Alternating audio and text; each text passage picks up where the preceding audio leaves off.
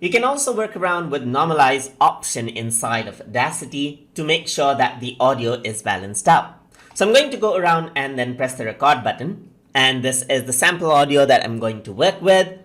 And I'm going to press the stop button right here. So I'm going to select out this portion of the audio and let's make it loud. So I'm going to go around amplify this. So I'm going to amplify this by 0.5 dB each right here. And then I'm going to go around and repeat the amplify effect by pressing Ctrl R multiple times right here. So you can see that that is increased out. Similarly, I'm going to select this part, press Ctrl R to repeat out the amplify effect as well. And you can see that the amplification is high for this range of audio.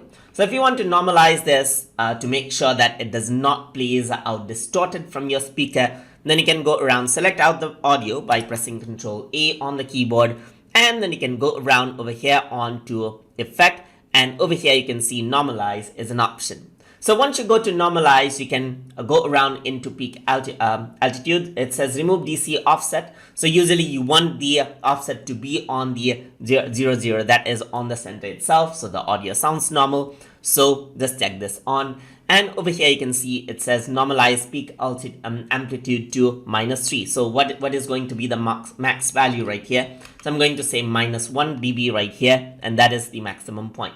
You can also normalize stereo channels independently if you are using a stereo channel, but in my case, I am using normal one mono channel right here. So I'm just going to leave it as it is. So once I select -1 dB right here, I'm going to press OK. And now you can see that it has decreased the volume and balanced out the audio wave onto -1 dB.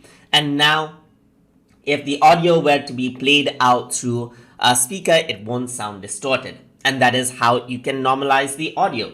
So that is how you can normalize the audio inside of Audacity to make sure that it meets the playing range of the speaker. So I hope you guys learned something as always. And as always, please like, comment, share, and subscribe.